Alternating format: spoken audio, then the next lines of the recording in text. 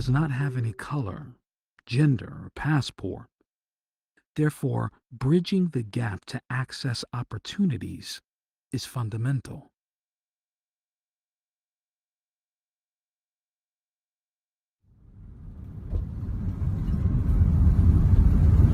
The cool thing about the internet is you don't think of borders or countries as a physical thing, you know. Everything is a bit very transcendent. What happened is last year I met Charles in Singapore, and I was like, oh, where are you from? He's like, I'm from Kenya. So I decided to come to Kenya to visit him and introduced me to the InfoSec community in Nairobi. And that's where I met Sam, Brian, Gad, and the rest of the Africa guys. I literally fell in love with the community here, like the energy and what everyone was doing. I genuinely believe that what Africa Hacking is doing is really good. I can see a lot of potential down the road, and even like early signs of a very strong community. And it's funny because yesterday Bright was saying, I'm so proud to say this is the 5th edition of Africa Hacking. Well, I've no doubt that Africa Hacking is still going to be present and even stronger in 5-10 years. Conferences have always been a big part in the IT and security communities. For instance, when I used to be a teenager, I used to attend a lot of user groups, either organized by companies or various technologies. This is where I met a lot of my friends, and some I'm still in touch with now. Then I specialized towards security. I participated to more local events, and I ended up speaking to international conferences when I was 19. And I've met even more people there, which is pretty cool because first you end up to meet physically people that you already know online, and you get to meet new people physically once you are there. It really opens your eyes on what people are doing.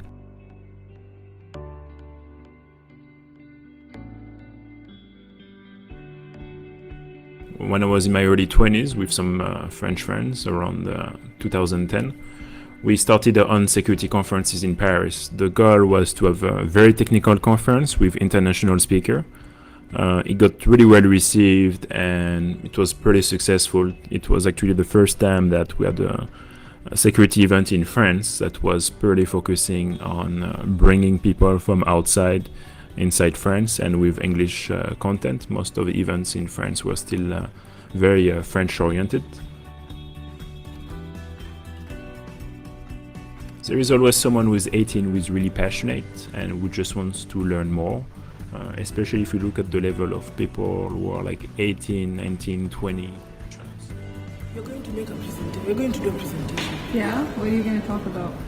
Eggs and how it relates to antiviruses. How to break eggs. How to break eggs. Yeah, with a spoon. No. If you want. Stand. Some of them are really, really good. They have the same level as a senior engineer from Microsoft or Google, even though they're much younger. When you look at people's work, which is often what's happening online, there's no such thing as age discrimination because your opinion is only going to be based on the quality of the work produced by those people. One of those friends had what we call a hackerspace. So hackerspace is, to my opinion, what inspired a lot incubators and accelerators that we hear about now, that companies and governments are opening to stimulate the economy and to motivate people to open companies, except that it was not focused on business, it was purely focused on technology. And people get to learn a lot there, and you get to share like your knowledge with some other people locally once you are in a hackerspace. So I happened to just jump into cybersecurity. I need to get access to this computer. I searched over the internet, did research for like one day. I found out how hacking is done, learned it, got a VM that same day, and that's how I really got it. And why are you guys in this field? We enjoy it. Yeah, it's fun. It's a challenge. It's interesting. It's fun. It's out of the ordinary. You never see people walking to a conference dressed like that. If you look normally dressed in suits. Suits. So it look like they just walked out of bed. An 18-year-old looks like an old man. Fine. My name is Joseph. She's Eve Killen, our godmother, and his Mike. And we're going to blow you away. That your antivirus is like a shell of an egg, and you yourself is a yolk inside the egg. So as hackers, we usually get spoons and we break the shell of the egg and we do whatever we want with the yolk. You can take screenshot, webcam, all that. So that shell is really supposed to stop malicious software such as worms, trojans, adware, etc. It's cool. It's good. Yeah. It's cool.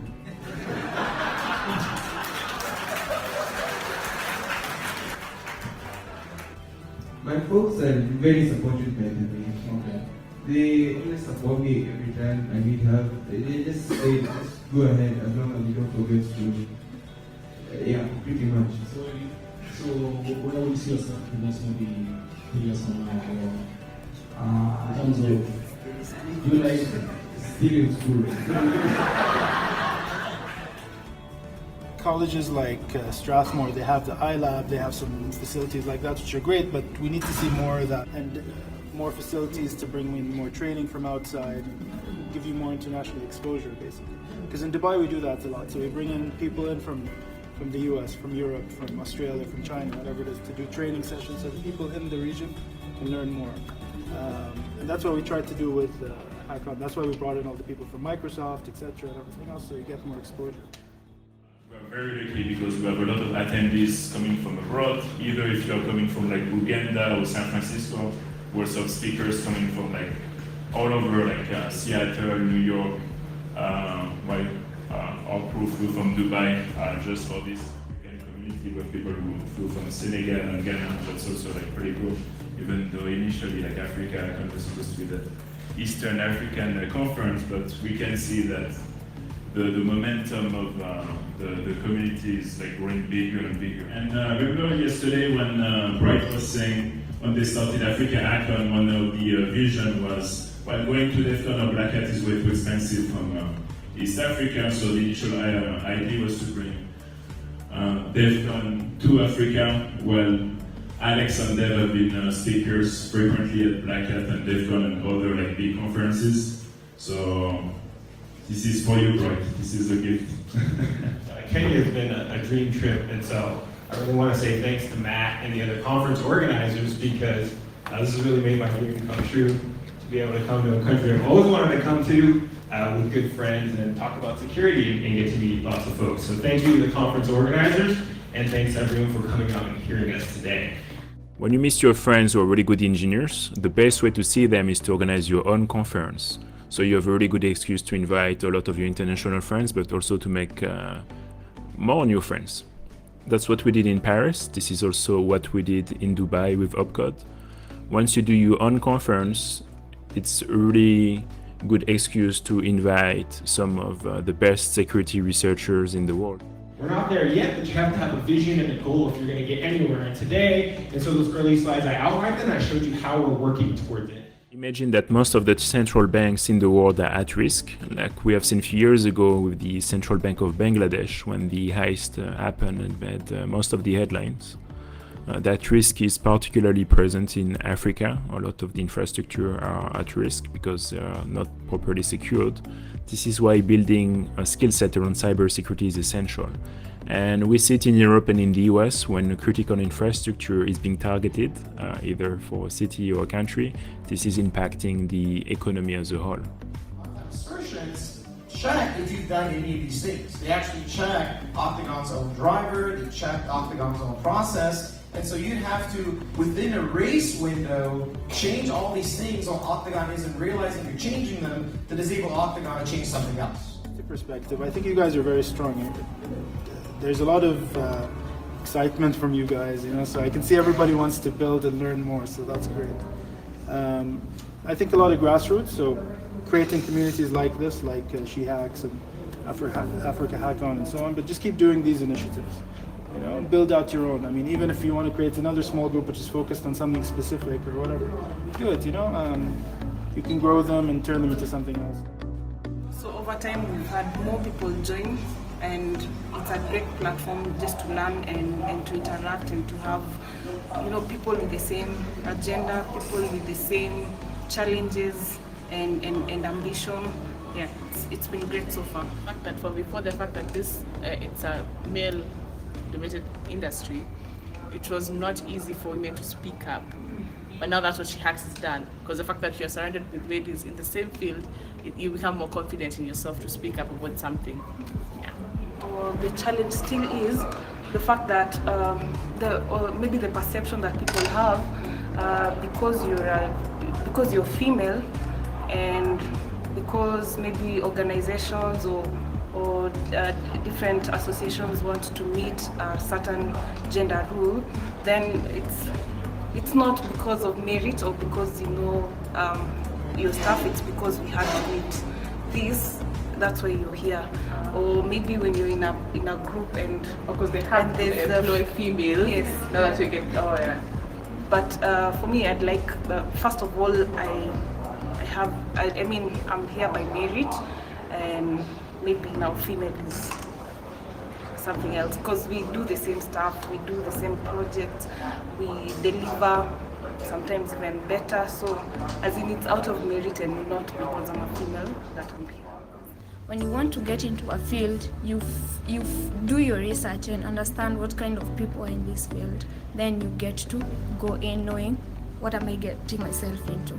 But now the cybersecurity was a bit tricky because you get in and everyone is a guy.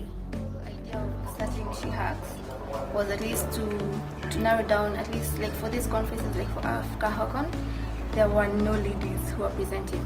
And I'm glad at least for this time in Africa Hackon, at least we got Evelyn to present, and also Ruby, who is also part of She Hacks, who got also to present today.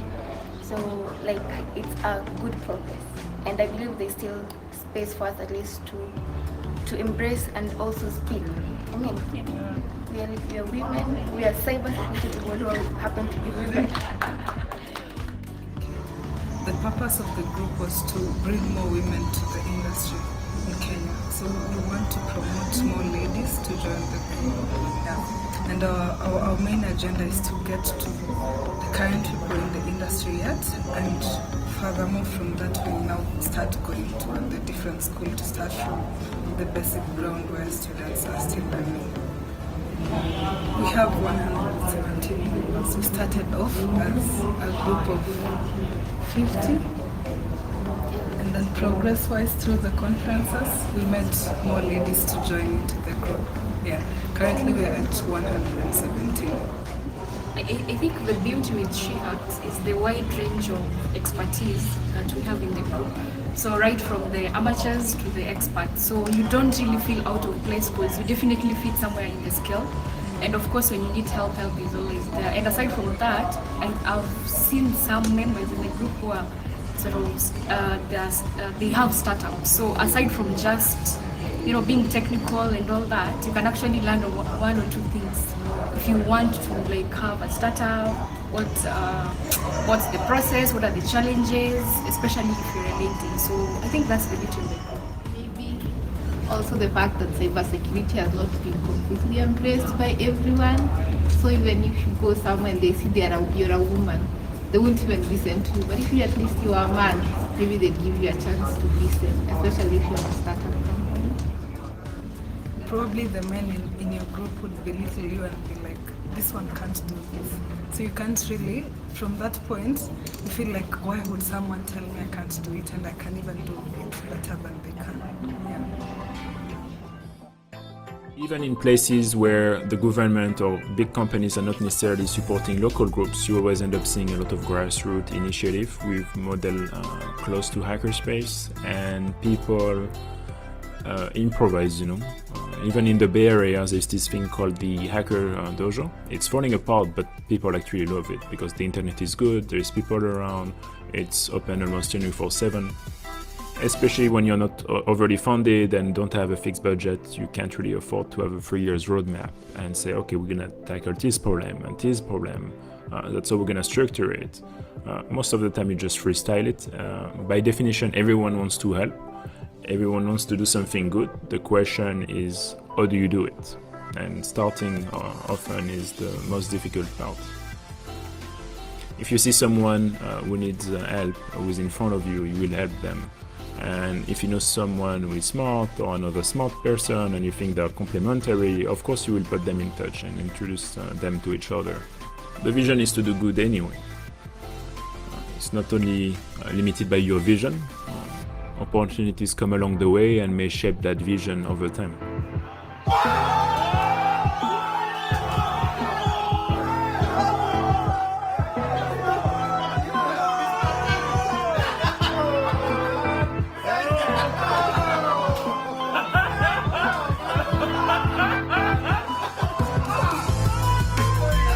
So this has been the best African Hacker Conference ever that the States have been doing, and it's a lot of changes that we're seeing. They're seeing 13-year-olds present again, but now it's two of them.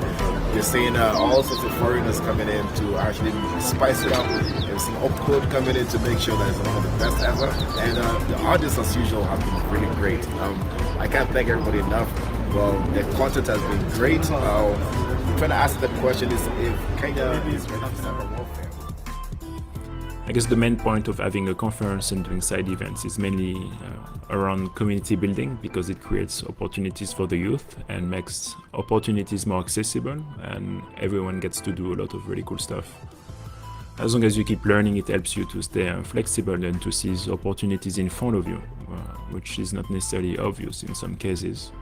Instead of always having a plan or focusing on building a plan, because as we know, plans are really famous for not working as we planned them.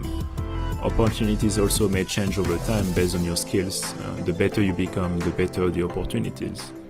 At least you spend time doing something good for yourself and for people around you, instead of spending that time, just on social media, on Instagram or Facebook. You can actually build a skill set for yourself, mentor people around you, and that's going to be very useful for yourself and maybe help you or someone else to provide for their family.